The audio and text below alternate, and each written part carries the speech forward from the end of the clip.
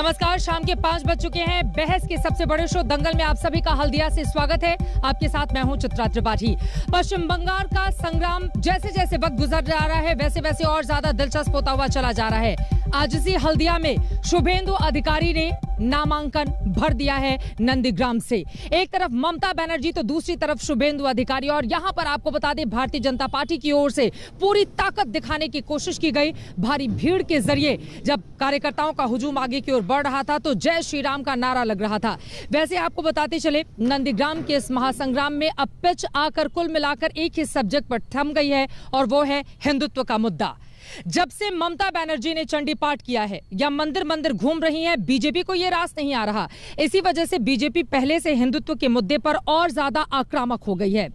आज नंदीग्राम के इस महासंग्राम में शुभेंदु अधिकारी को जिताने का दारोमदार एक तरफ धर्मेंद्र प्रधान को सौंपा गया तो स्मृति ईरानी भी नामांकन के दौरान मौजूद रही। मंच से उन्होंने आज एक नया नारा दिया है, नंदीग्राम का संग्राम जय श्री राम। और इस तरह से कार्यकर्ताओं के भीतर जोश भरने की कोशिश की गई। अब सवाल यह है कि क्या दुर्गा वर्सेस राम, इसी मुद्दे पर होगा नंदीग्राम का संग्राम? इसी पर हम बहस करेंगे। लेकिन आपको बताते चले, शुभेंदु अधिकारी से अब से कुछ देर पहले मैंने बातचीत की है। ममता बनर्जी की चोट को लेकर उनकी ओर से क्या कहा गया, नंदीग्राम से क्या ममता बनर्जी के सामने आसानी से वो जीत हासिल कर पाएंगे, वो कौन कौन से बड़े मुद्दे हैं जिनको लेकर जनता के बीच जाकर वोट मांगेंगे शुभेंदु अधिकारी, उनका पूरा इंटरव्यू सुनिए।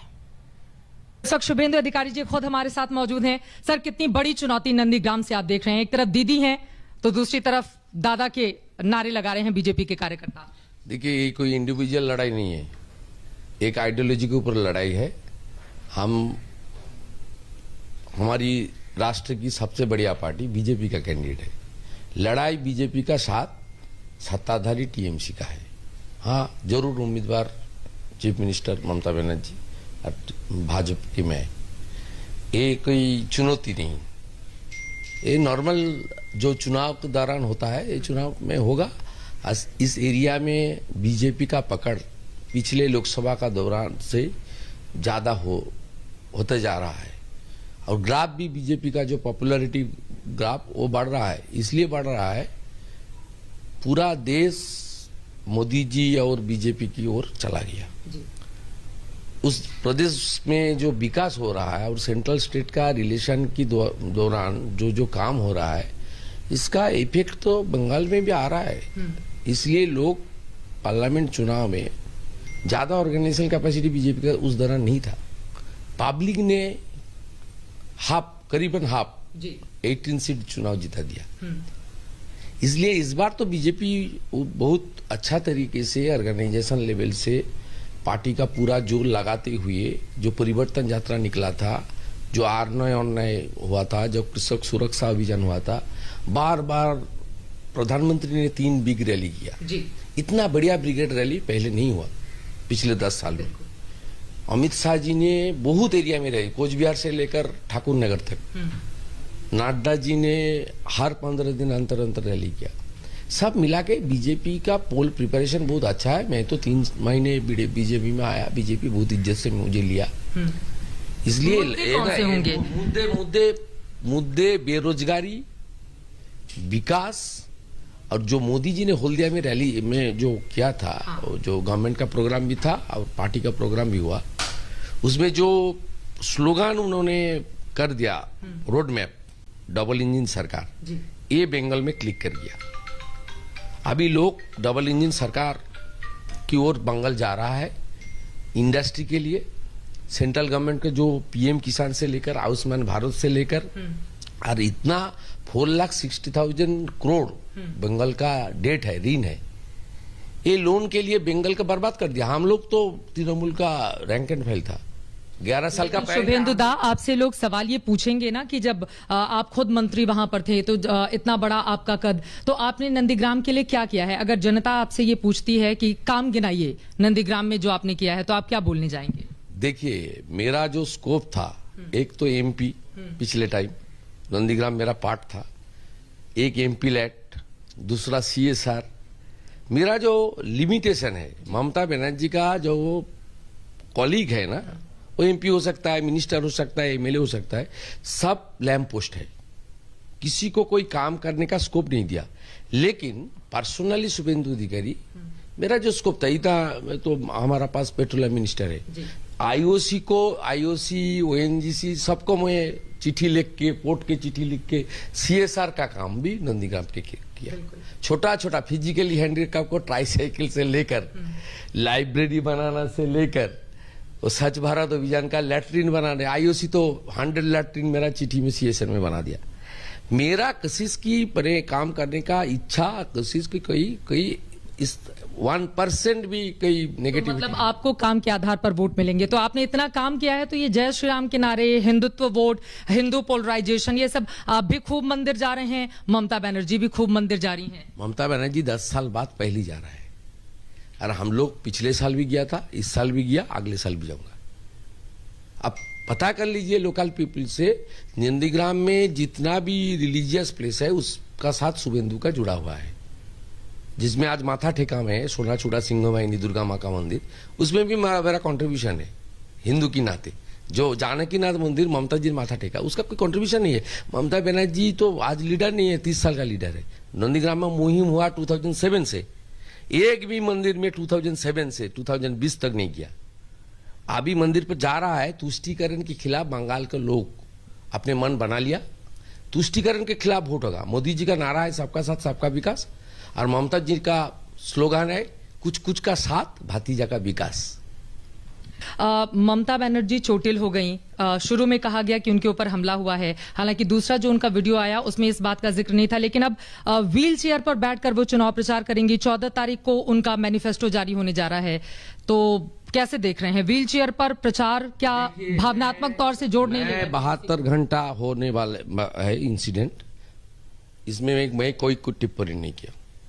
पार्टी की ओर से कैलाश विजयवर्गीय जी ने बोला और समीक भट्टाचार्य हमारी स्पोक्स पर्सन ने पार्टी का स्टैंड क्लियर किया। पार्टी का डेलीगेशन हॉस्पिटल पर गया, ये लोग घुसने नहीं दिया, वो गो बैक स्लोगन दिया। मैं ये पर्सनल मैटर में कुछ नहीं बोलूंगा, ये कंप्लीटली पर्सनल मैटर है। ये कोई इसी में कोई पॉलिटिकल, कोई क्रिमिनल, कोई कुछ नहीं है। ये पर्सनल मैटर है। पर्सनल मैटर क्या टीएमसी के लोगों ने ही क्या? नहीं, पर्सनल मैटर। ये जो हादसा हुआ इसमें कोई पॉलिटिकल आदमी का टिप्पणी करने का उचित नहीं है। टिप्पणी करने का उचित है ममता बनर्जी का पीएसओ और ड्राइवर का। पूछ लीजिए दोनों से, वो असली दूध का दूध पानी का पानी, वो जो पर्सनल सिक्योरिटी ऑफिसर उसके साथ रहता है, वो जो ड्राइवर गाड़ी चला रहा है, कैसे पिलर में दरवाजा आया, वही आई विटनेस है, उसका साथ बात करने अच्छा होगा। मैं टिप्पणी नहीं किया, ये not at all issue, but उन्होंने इस काम पहले किया, नंदीग्राम का लोगों को अपमान कर दिया। गेट विल सून भी नहीं बोलेंगे, उनके स्वस्थ होने की कामना तो करेंगे आप? नहीं, ये तो हम लोग तो सबका 7 साल का उम्र प्रार्थना करता हूँ, सबका, ममता जी नहीं, सबका, सब 7 साल जीते जिए। तो सुना आपने शुभेंदु अधिकारी को सभी के अच्छे स्वास्थ्य की कामना करते हुए। ममता बनर्जी के चोटिल होने पर जब मैंने सवाल पूछा तो उनका ये जवाब मिला। लेकिन नंदीग्राम का जो महासंग्राम इस वक्त दुर्गा वर्सेस राम पर आकर टिक गया है, इसी को लेकर दंगल में बहस की हम शुरुआत करते हैं। कई खास मेहमान इस वक्त हमारे साथ चर्चा में शामिल हो चुके हैं, उनका तारुफ आपसे करवा देती हूँ। हमारे साथ सौरभ सिकदार जो कि भारतीय जनता पार्टी के प्रवक्ता है, वो इस वक्त मौजूद हैं। संजय शर्मा प्रवक्ता टीएमसी की ओर से जुड़ चुके हैं। अभय दुबे कांग्रेस पार्टी के राष्ट्रीय प्रवक्ता इस वक्त हमारे साथ मौजूद हैं। संगीत रागी आरएसएस के जानकार भी हमारे साथ जुड़ चुके हैं। लेकिन सबसे पहले संजय शर्मा जी, आपसे ही शुरुआत करते हुए, शुभेंदु अधिकारी को आपने सुना, हुंकार भरी है उन्होंने, शंखनाद किया है आज नामांकन के दौरान भी, और उसके बाद मुझसे इंटरव्यू में भी कहा कि ममता बनर्जी तो बुरी तरह से हारने वाली है नंदीग्राम, और पार्टी में सिर्फ बुआ भतीजे की ही चलती है, बाकी किसी की सुनी नहीं जाती, इस वजह से हार अब की बार तय है।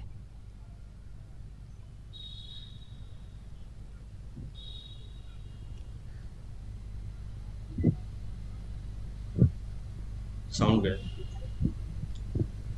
हेलो, आपकी आवाज आ रही है? अगर मेरा सवाल आप सुन पाए हो जवाब दीजिए।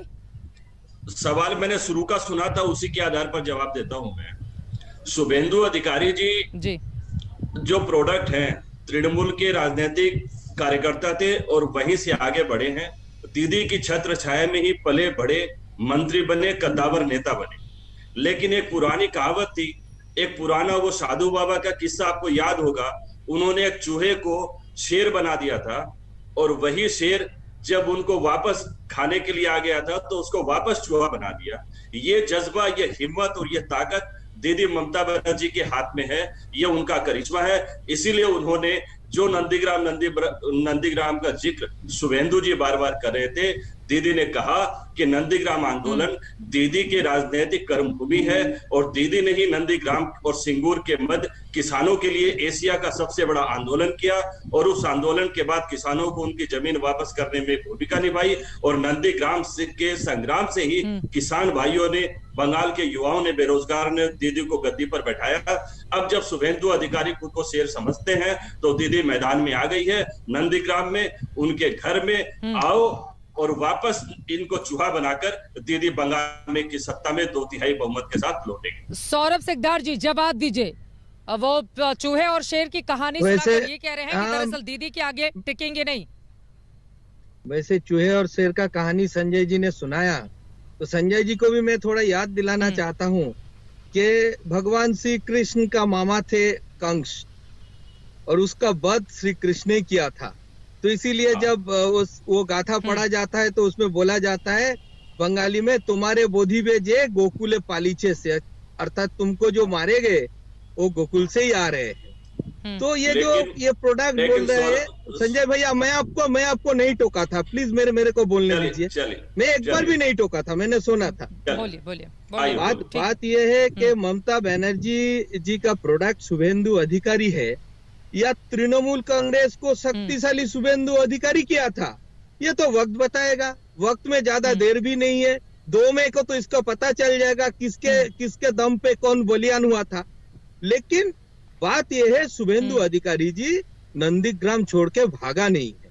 ममता बनर्जी जो 10 साल सीएम रहे और 1984 से ये चुनावी राजनीति में है, लगातार जीतते आ रहे, बीच में एक ही बार हारे थे, उसको अपना सीट चेंज करना पड़ा, तो हमारा जीत तो ही हो गया। स्टैंडिंग सीएम को अपना सीट छोड़ के भागना पड़ रहा है। आप ही जब बोल रहे हैं कि ममता बनर्जी आज तक सिर्फ एक ही 1989 का चुनाव हारी हैं, बाकी कोई चुनाव वो हारी नहीं है, तो ऐसे में तो बड़ी चुनौती रहेगी ना शुभेंदु अधिकारी के सामने। सौरभ जी नहीं, चुनौती तो बिल्कुल नहीं है, क्योंकि उसको अपना सीट छोड़ के भागना पड़ा। तो मनोबल जो टीएमसी के लोगों का है यही पे टूट गया है। और शुभेंदु जी देखिए, शुभेंदु जी के पास भी ऑप्शन था, लेकिन उसने बोला नहीं, मैं जिस सीट से लड़के विधानसभा में गया था उसी सीट से लड़के आऊंगा। हाँ, उन्होंने तो नहीं भागा कि इतने बड़े दमदार। मैं इसमें कुछ ऐड करना चाहूंगा। हाँ। दीदी ने नंदीग्राम में एक जनसभा में, दीदी ने नंदीग्राम की एक जनसभा में ये कहा कि मैं ही नंदीग्राम से खड़ी हो जाऊंगी। उसके बाद भाजपा और उसके आईटी सेल ने ये प्रोपेगेंडा चलाया कि दीदी भवानीपुर से क्यों खड़ी होगी, इतनी हिम्मत है तो खाली नंदीग्राम में खड़ी हो जाओ। दीदी ने उनके प्रोपेगेंडा को सुना नहीं, लेकिन दीदी 100% कंफर्म थी और हम सभी बंगाल की जनता कंफर्म है। लेकिन भवानीपुर में उनके वोटों का प्रतिशत तो लगातार घटता हुआ चला जा रहा था, इस वजह से भी तो नंदीग्राम पहुंची ना। उनका वोट प्रतिशत क्या है 2016 में और 2011 में, दोनों में बहुत ज्यादा फर्क है। देखिए, वोटों का प्रतिशत कुछ कम और बेसी हो सकता था वहां पर, लेकिन भवानीपुर की जनता दीदी को सराखों पर बैठाती है। इसमें बहुत सारे समीकरण काम करते हैं। तब जब दीदी ने नंदीग्राम का डिक्लेयर कर दिया तो इन्होंने कहा कि अब भवानीपुर से मतलब ना आओ, इतना हिम्मत है तो खाली नंदीग्राम में आओ। अब दीदी नंदीग्राम में सिर्फ एक जगह कैंडिडेट है। मतलब आप कह रहे हैं कि बीजेपी की चुनौती को उन्होंने नंदीग्राम से लड़कर स्वीकार कर लिया है, ठीक है, लेकिन बीजेपी के पिच पर मंदिर जाने की जरूरत क्यों पड़ गई? सवाल का जवाब आप दीजिएगा। लेकिन अभय दुबे जी और संगीत रागी को भी मैं चर्चा में शामिल कराना चाहूंगी। अभय दुबे जी, सीधा सा सवाल है, माना जा रहा था कि आप लोग जब सेकुलर फ्रंट के किसी उम्मीदवार को चुनावी मैदान में उतारेंगे तो मुकाबला फाइट का होगा, क्योंकि यहाँ पर तो हिंदू वोटरों की लड़ाई चल रही है, मुस्लिमों को कोई पूछ नहीं रहा है। लेकिन आप लोगों ने भी लेफ्ट की ओर से एक हल्का फुल्का उम्मीदवार उतार दिया ताकि दीदी जीत जाएं, इस तरह के आरोप लग रहे हैं। अभय दुबे जी। चित्रा जी, देखिए, मैं तो हतप्रभ हूँ। अभी कुछ दिन पहले तक तो कहते थे ये भाग, भारतीय जनता पार्टी के लोग भाग, मुकुल भाग, सीबीआई आ रही है। यही वो शुभेंदु अधिकारी शारदा घोटाले में आरोपी थे, यही वो सोवेन चटर्जी आरोपी थे, यही वो हेमंतो विश्वा शर्मा जिसके लिए कहते थे मोदी जी का इतने से पेट नहीं भरा, सारे टीएमसी के भ्रष्टाचारी लिए, उन्होंने कहा उनका ब्रांड एम्बेसडर रह गए मिथुन चक्रवर्ती, जिनको ईडी ने नोटिस भेजा, उनको भी इन्होंने भारतीय जनता पार्टी में शामिल कर लिया। जितने पापी थे सबको पुण्यात्मा बना लिया। अरे ये तो मामा मारीच की तरह छद्मवेश धारण करके बंगाल आए हैं। रावण ने सीता का हरण किया था, ये छद्मवेश धारण करके यहां सत्ता का हरण करना है। भगवान राम जब हिंदू धर्म के प्रतीक होते हैं, भारतीय जनता पार्टी को सुनना चाहिए, तो वचन की मर्यादा की रक्षार्थ अपने वचन निभाने के लिए सत्ता को 14 वर्ष तक तज दिया वो राम है। आप रोज वचन तोड़ते हैं और सत्ता का भोग करते जाते हैं। भगवान शंकर जब हिंदू धर्म का प्रतीक होते हैं तो विष को कंठ में धारण किया सृष्टि को बचाने के लिए। आप रोज जहर उगल रहे हैं। जो पार्टी अपने घोषणा पत्र में बांग्लादेश की हिंसा का चित्र लगाकर वोट मांगती हो, उस पर तरस आता है हमको।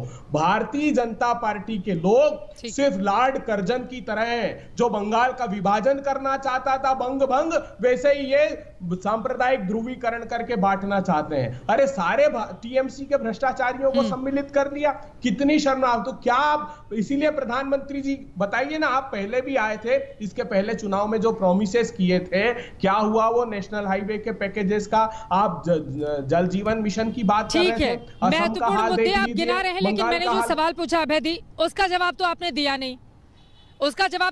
नहीं। चलिए दोबारा से मैं इसको पूछूंगी, लेकिन आपने जो गंभीर आरोप लगाए हैं बीजेपी से, मैं जवाब लूं। संगीत रागी को एक बार शामिल कर लेते हैं। संगीत रागी जी, अभय दुबे का ये कहना है कि दरअसल पापियों को शामिल करके पुण्यात्मा बनाने का काम बीजेपी की ओर से किया जा रहा है पश्चिम बंगाल में।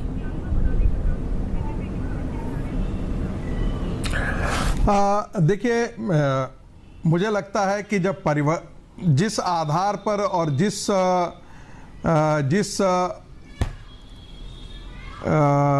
बहुत इको आ रहा है चित्रा जी, मुझे लगता है कि हेलो, ठीक है, मैं ठीक करवाती हूँ, आप अपनी बात रखिए। जी हेलो, जी अपनी बात रखिए, हम उसको ठीक करवाते हैं तुरंत। बोलिए बोलिए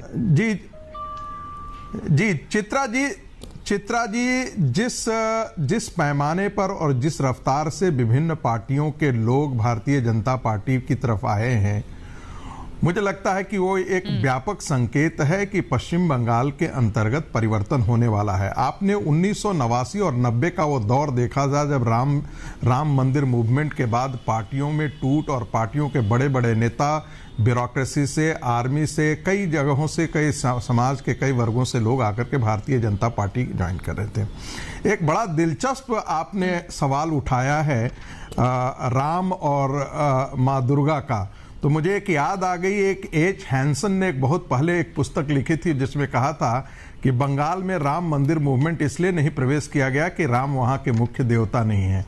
लेकिन जिस प्रकार से नरेंद्र मोदी जी की सभा में पिछले रविवार को हमने देखा कि मंच से जय श्री राम के नारे गूंज रहे थे, और जिस प्रकार से लोगों का रिस्पॉन्स था, तालियों की गड़गड़ाहट थी और जय श्री राम के प्रतिध्वनि भीड़ से आ रही थी, वो साफ साफ संकेत दे रहा है कि 1990 का जो दौर था, जिसमें राम का गुंज है वो उत्तर भारत तक जो सिमट करके रह गया था, अब पूर्वी भारत के पश्चिम बंगाल को पूरी तरीके से अपने अंदर आगोश में समेट लिया है। एक बात और मैं कहना चाहूंगा, संगीत रागी जी, अभी जय श्री राम के नारे से बंगाल के लोगों को क्या बहुत बड़ा फायदा हो जाएगा? मंदिर वहां पर बन ही रहा है, लोग दर्शन करने के लिए पहुंच रहे हैं। बीजेपी बार बार ये दावा करती है हालांकि वो कोर्ट का फैसला था, मंदिर बनना शुरू हो चुका है, लेकिन नहीं यहाँ पर मुद्दे पर क्यों नहीं आते? महंगाई, रोजगार, इन चीजों की बात क्यों नहीं होती है? अभय दुबे जी कह रहे हैं आप ना राम के हैं ना दुर्गा के। हाँ देखिए इनके जो प्रदेश अध्यक्ष देखिए क्यों नहीं किया? देखिए मैंने प्रदेश अध्यक्ष ने, मैं कह भी नहीं सर, हमको मेरे का ऐसा अपमान किया। संगीत चित्रा जी, ये गलत बात है, आपने हमसे पूछा है। बिहार में मुंगेर में माँ दुर्गा के धर्मावलंबियों की नृशंस हत्या की आपने, गोलियां चलाकर। उनका कसूर सिर्फ इतना था कि वो श्रद्धा से माँ का विसर्जन करना चाहते थे। तो आप ना राम के हैं ना किसी काम के। चित्रा जी ने ठीक कहा, बताइए ना राम राज्य की अवधारणा क्या है? क्या सभी को रोजगार मिलना राम राज्य की अवधारणा नहीं है? क्या राम राज्य की अवधारणा है कि 100 रुपए का पेट्रोल, 90 रुपए का डीजल, 250 रुपए गैस के सिलेंडर में मैंने यही सवाल पूछा है कि महंगाई की बात कर सकते हैं। ठीक है, अब मेरे ही सवाल को आप दोहराएंगे अभय जी, वो ठीक नहीं होगा। बोले जल्दी से जवाब दीजिए, उसके बाद बाकी मेहमानों के पास में जाऊंगी। हाँ संगीत रागी जी, मुद्दों पर क्यों नहीं बातचीत होती? ये जय श्री राम, चाहे आप जय श्री राम कहिए, चाहे ममता बनर्जी यहाँ पर मंदिर मंदिर जाए और चंडी पाठ करें, वो तो सबका अपना व्यक्तिगत धार्मिक विषय है ना। हमें तो मुद्दा चाहिए, आम गरीबों का भला कैसे होगा, रोजगार कैसे आएगा, यहाँ के डेवलपमेंट के लिए क्या किया जा रहा है, जिन किसानों ने सिंगूर या नंदीग्राम का आंदोलन किया उनके लिए, उनके विकास के लिए क्या किया गया, ये सवाल बड़ा होना चाहिए ना। जल्दी से जवाब दीजिए, उसके बाद बीजेपी और टीएमसी के पास में जाऊंगी। बोलिए जल्दी। देखिए चित्रा जी, मुझे लगता है सवाल आपने बहुत महत्वपूर्ण उठाया है, लेकिन इसका उत्तर भी सुन लीजिए। देखिए, जो धार्मिक मुद्दा है, धर्म का मुद्दा है, वो सिर्फ व्यक्तिगत नहीं रह जाता है। यदि ऐसा होता तो सीएए पर पूरे मुस्लिम समाज भारत का उठ करके सड़कों पर नहीं आता। जो 3 तलाक का मुद्दा था वो व्यक्तिगत आधार पर होता तो बात समझ में आती थी, लेकिन पूरा मुस्लिम समाज उद्वेलित होकर के साथ खड़ा हो जाता है। पश्चिम बंगाल के अंदर यदि भारतीय जनता पार्टी यदि इन मुद्दों को उठाती है तो राष्ट्रीय महत्व के मुद्दे हैं। पश्चिम बंगाल की 123 ऐसी कॉन्स्टिट्यूएंसी है जहां बांग्लादेश से आए हुए मुसलमानों ने वहां की जो रिलीजियस डेमोग्राफी है उसमें व्यापक परिवर्तन लाया है। और हम ये क्यों भूल जाते हैं कि इसी रिलीजियस डेमोग्राफी के आधार पर इस भारत का विभाजन हुआ था। पाकिस्तान इसी रिलीजियस डेमोग्राफी के आधार पर पंडित नेहरू ने विभाजन के दस्तावेज पर हस्ताक्षर किए थे। इसी आप जो है अल्पसंख्यक आयोग बनाते हैं, धर्म के आधार पर नीतियां बनाते हैं और कहते हैं कि धर्म का मुद्दा नहीं होना चाहिए। ऐसे कैसे संभव है? सेकंड सिर्फ चाहता हूं जवाब देने के लिए। देखिए, बोलिए, ठीक है अभय जी, बोलिए। 1 जनवरी 2020 को सिटीजनशिप अमेंडमेंट एक्ट नोटिफाई हो गया, अब तक लागू क्यों नहीं हुआ? बताइए संगीत रागी जी, क्यों? क्योंकि असम में आप जाकर इसकी बात नहीं करना चाहते थे। आप लोग करने नहीं दिए सर, आपने करने नहीं दिया। आप सारे मुसलमानों को लेकर के सड़कों पर आ गए। आपके लिए इस देश का महत्व नहीं है। आपके लिए महत्वपूर्ण ये बात है कि मुसलमानों को कैसे भड़का करके सड़कों पर लाया जाए।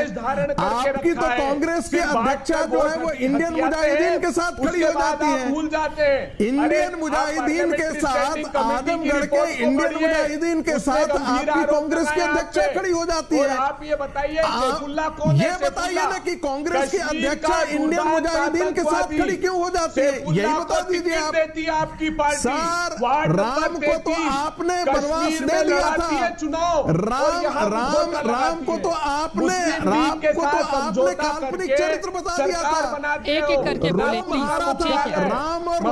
राम और रोम के बीच में रोम को हरा चुके हैं। राम और रोम की लड़ाई इस देश में 15 साल से चालू थी। रोम को हमने परास्त कर दिया है, अब बाकी बचे हुए उनको भी परास्त किया जाएगा। भगवान को नाव में बिठाया, रोम राम से लड़ना चाहता था, रोम राम से लड़ना चाहता था। रोम को हम लोगों ने परास्त किया है, रोम को परास्त किया गया है, आगे दूसरे को भी परास्त किया जाएगा। नहीं की जा सकती।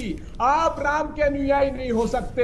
राम वैमनस्य का प्रतीक नहीं है, राम प्रगति का प्रतीक है। राम सभी को बोलेंगे तो मुझे लग रहा है कि दर्शकों को आप लोगों की बात ज्यादा बेहतर तरीके से समझ में आ पाएगी। इस तू मैं की लड़ाई से थोड़ा आगे बढ़ते हैं। देखिए, एक ब्रेक के लिए हमें रुकना है, ठीक है? आप लोगों की बात समझ में आ गई, लेकिन फिर हम उसी मुद्दे पर आते हैं, मेन मुद्दे पर, जिस पर बार बार राजनेता मुद्दे से भटकाने की कोशिश करते हैं। दुर्गा वर्सेस राम, आखिर भगवान को भी बांटने की कोशिश और कवायद यहाँ पर क्यों की जा रही है? और उससे भी बड़ा सवाल, चुनावों के वक्त धर्म के आधार पर आखिर वोट क्यों मांगे जाते हैं? मुद्दों के आधार पर, रोजगार के आधार पर, स्वास्थ्य और शिक्षा के आधार पर वोट मांगने के लिए मतदाताओं के बीच क्यों नहीं जाते हैं जो तमाम उम्मीदवार होते हैं? लगातार हल्दिया से आप देख रहे हैं दंगल का ये एपिसोड। आपको बता दें, नंदीग्राम में वैसे तो वोटिंग 1 अप्रैल को होगी, लेकिन चुनावी घमासान अभी से बिल्कुल चरम पर पहुंच चुका है। आज शुभेंदु अधिकारी की ओर से नामांकन दाखिल कर दिया गया है। और इसी सवाल के साथ मैं सीधे सौरभ सिकदार जी अब आपके पास आते हुए, देखिए, भारतीय जनता पार्टी तो हिंदुत्व की पिच पर बहुत दिनों से बैटिंग कर रही थी, उसको सफलता भी मिली, लेकिन चंडी पाठ करना, चंडी पाठ ममता बनर्जी ने मंच पर क्या किया, आप लोगों को खल गया। और इसी वजह से अब आप लोग निशाना साधते हुए ये कह रहे हैं कि दरअसल 10 सालों तक तो वो मंदिर घूमी नहीं, अब मंदिर जा रही हैं। हमें चंडी पाठ से कोई ऐतराज नहीं है, वो तो खुशी की बात है कि वो हिजाब छोड़ के चंडी पाठ कर रहे। एज अ हिंदू मेरे को भी अच्छा लग रहा है, लेकिन उसका मौकरी करने में हमें अब जरूर आपत्ति है। और दिन में माँ काली और रात को आली रे आली, ये समझ गया बंगाल के जनता, बंगाल के वोटर। आप किसी भी धर्म को मानिए, आप 2 धर्म को मानिए, 3 धर्म को मानिए, कोई दिक्कत नहीं है, लेकिन अब उसका मौकरी मत कीजिए। और बार बार क्यों हिंदू धर्म के साथ ही मौकरी किया जाएगा? क्योंकि हम सहनशील हैं, हम भद्र हैं। तो इसीलिए आपत्ति हमें यहाँ पे है कि आप उसका दिखावा मत कीजिए। आप किसी भी धर्म को मान सकते हैं, कहीं पे भी जा सकता है, लेकिन जब आप उसका दिखावा करते हैं तब तो उसको जो उसको मानते हैं, उसको मानने वाले को, उसको श्रद्धालु को उसका आपत्ति होता है। तो इसीलिए आज जवाब दीजिए संजय जी, धर्म का दिखावा कर रही हैं दीदी, सुबह किसी और रूप में, शाम को किसी और रूप में।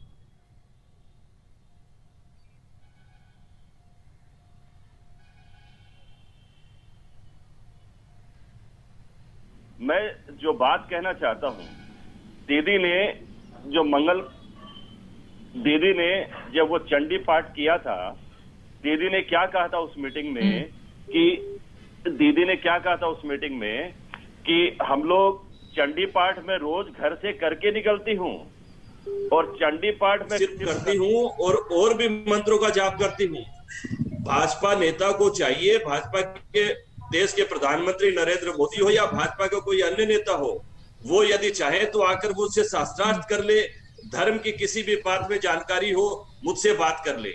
असल में दीदी को लेकर भाजपा के लोग बड़े दुष्प्रचार में लिप्त हैं और लंबे समय से लिप्त हैं।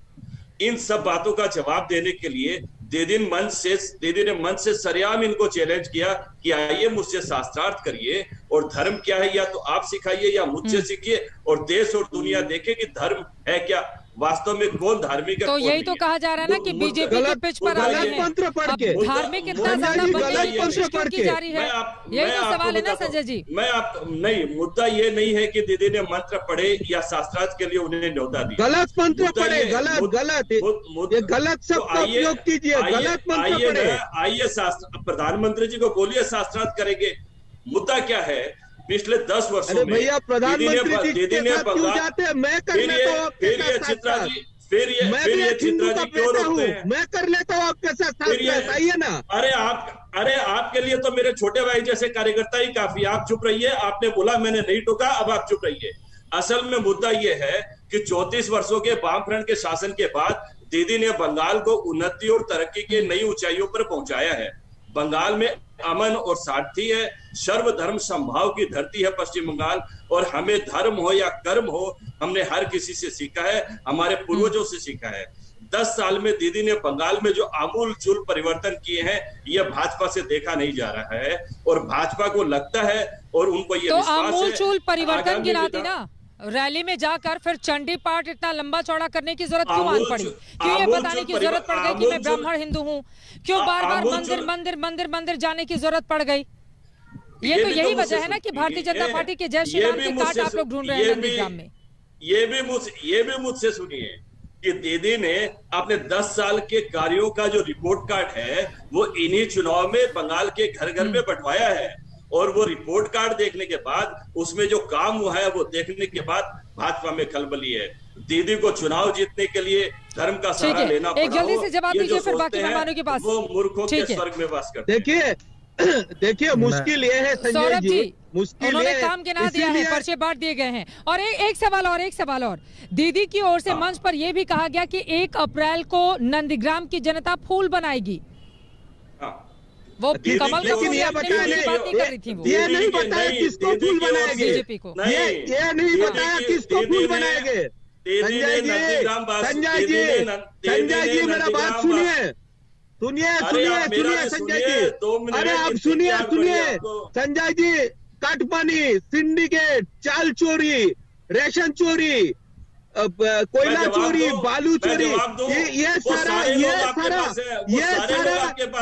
मुद्दे को ढकने के लिए दीदी ढोंग कर रहे हैं। ये सारे मुद्दे को ढकने के लिए कर रहे हैं। ये मुद्दों को ढकने की बात नहीं है। इसका जो जवाब देना पड़ा, इसीलिए दीदी ढोंग कर रहे हैं। लोगों से देखा नहीं जा रहा है। आपसे आसाम ये जवाब ना मांगे, इसीलिए दीदी आज ये ढोंग कर रहे हैं संजय जी। आज बिहार में इसका जवाब दीजिए ना, आज बिहार में जो हालत आप लोगों ने करी है, जो यूपी में हालत करी है, जो मध्य प्रदेश में हालत करी है, ये देश की जनता जानती है। और देश की जनता जानती है कि भाजपा को लाना का मतलब बंगाल अब योगी जी तो ये कह रहे हैं कि सरकार अगर यहाँ पर बन गई तो यूपी जैसा मॉडल बंगाल में लागू होगा, और आप गलत तरीके से यूपी का उदाहरण, योगी जी तो बंगाल की धरती पर आकर कह रहे थे यूपी मॉडल लागू करेंगे। यूपी मॉडल बंगाल की जनता लागू नहीं होगी। यूपी मॉडल में एक तफसीली बेटी की बलात्कार किया जाता है और सरकार उसका अंतिम संस्कार करवा देती है बिना घर वालों को बुलाए। यूपी मॉडल में पुलिस अधिकारियों की हत्या होती है। और यहाँ पर भी तो 80 वर्षीय महिला की फोटो जारी करके बीजेपी आप लोगों से सवाल पूछ रही है कि महिलाएं सुरक्षित नहीं है। उस यूपी मॉडल को बंगाल की जनता स्वीकार नहीं करेगी। बंगाल की धरती राजा राम मोहन राय की धरती है, कामदुनी भी बंगाल में है, कामदुनी भी बंगाल में है, पार्क स्ट्रीट भी बंगाल में है, रायगंज भी बंगाल में है। सौरभ जी आप जल्दी से जवाब दे दीजिए, उसके बाद मैं अभय दुबे के पास आती हूँ। ठीक है, एक एक करके अपनी बात रखेंगे। अब जवाब सुन लीजिए। ठीक है ठीक है, संजय शर्मा जी अब जवाब सुन लीजिए।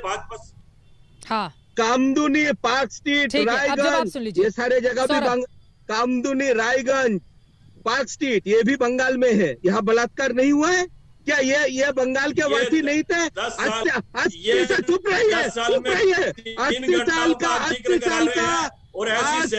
का एक वृद्धा को मारा गया घर पे घुस के। वो माँ नहीं है, वो माँ नहीं है। अरे भैया डाटा तो इतना गिना देंगे कि पूरा शो खत्म हो जाएगा। डाटा तो इतना गिना देंगे पूरा शो खत्म हो जाएगा। डाटा इतना गिना देंगे पूरा शो खत्म हो जाएगा। एक एक करके औरत को मारते हो घर में घुस के, शर्म नहीं आते आपको? शर्म नहीं आते? 80 साल की औरत को मारते हो घर में घुस के, 80 साल की औरत को मारते हो घर में घुस के, शर्म नहीं आता है? बात कर रहे हो यूपी के। जब ये बात सोशल डिबेट में लीक कर दी तब आप लोगों ने वो कैंपेन बंद करी। आप लोगों ने वो कैंपेन। अच्छा ठीक है, चलिए थोड़ा डिबेट पे आगे बढ़ जाते हैं। व्यक्तिगत और आपस में इस तरह तू मैं का मुद्दा नहीं बनाते हैं, प्लीज इससे थोड़ा आगे बढ़ते हैं। अब मैं सीधे अभय दुबे जी आपका रुख करते हुए, समझ गए मैं आपकी बात। ठीक है ठीक है, संजय जी आपकी भी, सौरभ आपकी भी, दोनों लोगों की बात हो गई। अभय दुबे जी अब मैं सीधे आपके पास आते हुए, बंगाल की जनता के मन में ये भी सवाल है कि आपके बड़े नेता बंगाल क्यों नहीं आ रहे हैं? देखिए, प्रतीक्षा कीजिए, जल्दी हम आएंगे। और ये दोनों राजनीतिक दल, मैं इनसे कबीर का एक दोहा याद आता है इनके लिए, माला फेरत जुग भया फिरा न मन का फेर। अरे स्वार्थ की माला डाल दे, विकास की माला फेर। किस मुंह से विकास की बात करेंगे? प्रधानमंत्री जी आरोप लगाते हैं आके कि ममता बनर्जी ने किसान सम्मान निधि के 60 लाख किसानों के नाम नहीं दिए, इसलिए हमने उनके खातों में पैसे नहीं डाले। प्रधानमंत्री जी 24 लाख किसानों ने स्वेच्छा से अपना रजिस्ट्रेशन कराया था, आपके पोर्टल पर है बंगाल के। आपने भी एक भी पैसा क्यों नहीं दिया? क्योंकि आप सिर्फ उनको बदनाम करना चाहते थे और वो ये नहीं महसूस होने देना चाहते थे कि केंद्र की सरकार से कोई राहत दी है। हाँ, इतिहास साक्षी है, आजाद भारत के बाद सबसे बड़ा नुकसान मोदी जी ने किसानों का किया है। 15,000 रुपए प्रति हेक्टेयर इनपुट कॉस्ट बढ़ा दी, किसानों की लागत बढ़ा दी और त्राहिमाम कर रहा है। 3 काले कानून लेकर आए मोदी जी, आज किसान दर बदर की ठोकरें खा रहे हैं। मछली काट चल रहे हैं, मछली काट चल रहे हैं, अभी आपका मछली काट चल रहा है। बताइए आप बंगाल में किस मुंह से बात करेंगे प्रधानमंत्री, जब 45 वर्षों की भीषणतम बेरोजगारी हिंदुस्तान को दी, -23.9% की जीडीपी हिंदुस्तान में करके गर्द डाल दी। जो रूरल कंजम्पशन है वो 58 साल का सबसे निचले स्तर पर ला दिया, एनएसएसओ की रिपोर्ट ने बताया। एक बार अभय दुबे की बात हो जाए उसके बाद आप बोलिएगा सौरभ जी, ठीक है। यूनाइटेड नेशंस की रिपोर्ट बताती है कि 40 करोड़ लोग नए सिरे से मोदी जी की गलत नीतियों की वजह से गरीबी रेखा के नीचे धकेल दिए जाएंगे। तो प्रधानमंत्री जी प्रॉमिसेस क्या करेंगे, मैं जानना चाहता हूं बंगाल से। 1.25 लाख करोड़ रुपए के बिहार का पैकेज का क्या हुआ वो बताते नहीं। 80,000 करोड़ रुपए चुनाव के समय जम्मू कश्मीर में पैकेज की घोषणा की थी, बताते नहीं। बस चुनावों के वक्त आते हैं, घोषणा करके चले जाते हैं, उसके बाद कोई सरोकार नहीं भारतीय जनता पार्टी। केवल घोषणा की जाती है, उसके बाद कोई सरोकार नहीं है, कांग्रेस का ये आरोप है। सौरभ इस पर आप भी जवाब दीजिएगा। संगीत रागी जी की टिप्पणी, हाँ बोलिए। 10 सेकंड कुछ कहना चाहूंगा। सबसे पहले अभी भाई साहब ने किसानों की बात छेड़ी। चित्रा जी प्लीज जरा सा सुन लीजिए। राजधानी में संगीत रागी की एक बार बात हो जाए फिर आप बोलिएगा प्लीज। बोल लीजिए। अभी किसानों की बात छिड़ी, देश की राजधानी दिल्ली में प्रधानमंत्री के निवास स्थान से कुछ ही देर सैकड़ों किसान शहीद हो गए और प्रधानमंत्री जी के पास उनसे बात करने का समय नहीं है, किसानों की मांग मानने का समय नहीं है, किसानों से आह निकलती है। मैं आज तक के माध्यम से प्रधानमंत्री जी आपसे अपील करूंगा, हे मोदी अब भी जागो, ये किसान बड़े बलिदानी है, अहंकार की गद्दी डुबो सके आंखों में इतना पानी। किसानों की बेहतरी के मामले में पश्चिम बंगाल का नंबर कहां है, जरा ये भी बता दीजिए। और किसानों की बेहतरी के लिए आप लोगों ने क्या काम किया, ये भी गिना दीजिए। और साथ ही अगर वहां से केंद्र से कुछ योजनाएं भेजी जाती हैं तो फिर यहाँ पर राज्य सरकार रोड़ा क्यों बन जाती है, ये भी बता दीजिए। उतना भारत के बहुत से राज्य कर नहीं पाएंगे और सोच नहीं पाएंगे। बंगाल के किसानों की आय चलिए संगीत रागी से इसका जवाब 3 से 4 गुना बढ़ी है। बोलिए संगीत रागी। देखिए चित्रा जी, देखिए चित्रा जी, 2014 और 2019 के चुनावी आंकड़े आ गए हैं और कम्युनिटी वाइज क्या परसेंटेज ऑफ वोटिंग हुआ है ये भी आपके सामने है। भारतीय जनता पार्टी को 21% हिंदुओं के वोट से मिलकर के वो 2019 में 57% वोट मिला और तृणमूल कांग्रेस को 40% से जाकर के 70% वोट मिला। यानी कि 70% यदि वोट मुसलमानों का मिलता है एक पार्टी को तो इसका मतलब है कि यह पोलराइजेशन है। और 57% यदि हिंदू एकाएक भारतीय जनता पार्टी के पक्ष में आते हैं तो इसका मतलब है कि बंगाल के हिंदू में एक प्रकार ममता बनर्जी से फ्रस्ट्रेशन है। और ऐसा फ्रस्ट्रेशन इसलिए है क्योंकि मालदा हुआ है। प्लीज प्लीज देखिए, मैंने डिस्टर्ब नहीं किया। दूसरी बात, कांग्रेस पार्टी चित्रा जी आप डिबेट करवाएंगे या मछली बाजार बनवाना चाहती हैं? चित्रा जी आप डिबेट करवाना चाहती हैं या मछली बाजार बनवाना चाहती हैं? इनकी बात हो जाए, मैंने बीच में कोई हस्तक्षेप नहीं किया। लेकिन संगीत रागी जी जो सवाल खड़े हुए हैं आप उस पर जवाब दीजिए ना। कांग्रेस पार्टी ने भी सवाल पूछे हैं, टीएमसी ने भी पूछे हैं। किसानों के मुद्दे पर लोगों की ओर से आप हिंदू मुसलमान वोटर यहाँ का हिंदू या मुसलमान बनकर वोट करने के लिए क्यों जाए? संगीत रागी चित्रा जी बोलिए संगीत रागी को बोलने दीजिए प्लीज। गलत बात करना बंद कीजिए पहले। चित्रा जी आप गलत बात करना बंद कीजिए। चित्रा जी गलत बात करना बंद कीजिए। चूंकि वो डिबेट का हिस्सा था इसलिए मैंने ऐसा किया था। ये आप तय नहीं करेंगे चित्रा जी कि मैं क्या बोलूं क्या नहीं बोलूं। ये आप नहीं तय करेंगी। आप बिल्कुल गलत बोल रही हैं, बिल्कुल गलत बोल रही हैं। इतना उतावला होने की जरूरत नहीं है। मैं बिल्कुल सही बोल रही हूं, अपनी बात पर कायम हूं। आपसे जो सवाल पूछा गया है आप उस पर जवाब नहीं देकर अगर कहीं और जाएंगे तो मैं आपसे बोलूंगी। एक सेकंड संगीत रागी जी, ये गलत बात है। आपके आरोप बिल्कुल खारिज करती हूँ। बिल्कुल गलत कर रही है संगीत रागी, आपके आरोप में खारिज करती हूँ। एक सेकंड सर, और बहस यहाँ पर मैं करवा रही हूँ, मैं ये डिसाइड करूंगी, बिल्कुल डिसाइड करूंगी। ये गलत बात है। संगीत रागी मुझसे मत उलझिए, मुझसे मत उलझिए। मैं आपसे पूछी हूँ, आप बायस मत बनिए, आप बायस ये मत व्यक्तिगत लड़ाई। एक सेकंड संगीत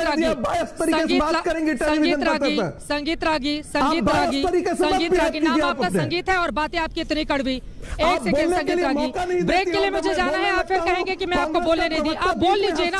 अरे उस समय आपको नहीं समझ में आती है, उस समय आपको समझ में नहीं आती है। मैं बिल्कुल चुप करवाती हूँ। इतना उतावला बनने की जरूरत नहीं है। संगीत रागी अपना जवाब दीजिए वरना ब्रेक पर मुझे जाना पड़ेगा। आप जवाब दे दीजिए वरना आप कहेंगे मैंने आपको समय नहीं दिया। बोलता रहा, टीएमसी का प्रवक्ता बोलता रहा, लेकिन आप झूठ बोल रही है नेशनल टेलीविजन के सामने, झूठ बोल रही है आप। संगीत रागी जी एक सेकेंड, ये मेरा शो है, मैं डिसाइड करूंगी कि कब किसको बोलना है कब किसको नहीं बोलना है। और आप जैसे लोगों से मुझे सर्टिफिकेट लेने की कोई जरूरत नहीं है। आपको बिल्कुल ये जवाब देना होगा। एक सेकंड सर, आपको ये बिल्कुल जवाब देना होगा कि वोटर हिंदू या मुसलमान बनकर वोट कर जाए। और मैं यहाँ पर टीएमसी से भी वही सवाल पूछ रही हूँ, बीजेपी से भी। लेकिन यहाँ पर आरएसएस के किसी जानकार से मुझे सर्टिफिकेट नहीं चाहिए। और मुझे लगता है कि आपको अपनी मर्यादा का ध्यान रखना चाहिए। मुझे आपसे सर जितना मुझे पढ़ना चाहिए उतना मैं पढ़ लिख कर आती हूँ, जितना मुझे जरूरत है उतना मैं पढ़ लिख कर आती हूँ। ये बिल्कुल गलत बात है, ये बिल्कुल गलत बात है। और किसी भी एक सेकेंड सर, और किसी भी एंकर से उलझने के पहले मुझे लगता है कि आपको थोड़ा मर्यादा का ध्यान रखना चाहिए। ये बिल्कुल गलत बात है। और जितने भी आरोप आपने मेरे ऊपर लगाए हैं मैं सबको खारिज करती हूँ। मैं सबको समान मौका देती हूँ बोलने का। और यहाँ पर मैं सीधे सवाल पूछूंगी कि हिंदू या मुसलमान बनकर वोट करने के लिए जाए या फिर मुद्दों के आधार पर वोट करने के लिए जाए। मुझे लगता है आपको भी थोड़ा मर्यादा का पालन करना चाहिए। और नाम संगीत रागी है, कम से कम बातों में इतनी कड़वाहट और जुबान पर थोड़ा कंट्रोल रखना चाहिए। क्या बंगाल चुनाव हिंदुत्व की लड़ाई बन गया है? ये सवाल हमने आपसे पूछा था दंगल में। जो जवाब मिले हैं उसका आंसर आपको बता देती हूँ। 73% लोगों ने हाँ में जवाब दिया है, जबकि 27% लोग ऐसे हैं जिनका कहना है कि नहीं, ऐसा बिल्कुल नहीं है। दंगल आप देख रहे थे हल्दिया से। एक ब्रेक के बाद फौरन लौट रहे हैं। आप देखते रहिए आज तक। नमस्कार, मैं हूं अंजना ओम कश्यप। हमें उम्मीद है ये वीडियो आपको पसंद आया होगा। लेटेस्ट खबरों के लिए यूं ही देखते रहिए आज तक, और इस वीडियो के पसंद आने पर लाइक, शेयर एंड सब्सक्राइब करना ना भूलें।